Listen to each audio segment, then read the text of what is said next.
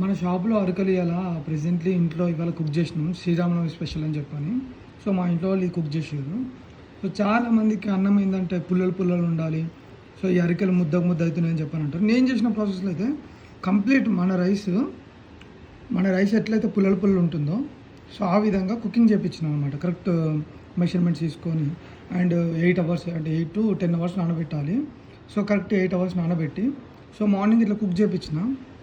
So ఇట్లా పుల్ల అయిపోయింది. దీన్ని మనం పులిహోర వేసుకోవచ్చు, మనం సాంబార్లో రైస్లో తినే సేమ్ టేస్ట్ అయితే మన రైస్లానే ఉంటుంది.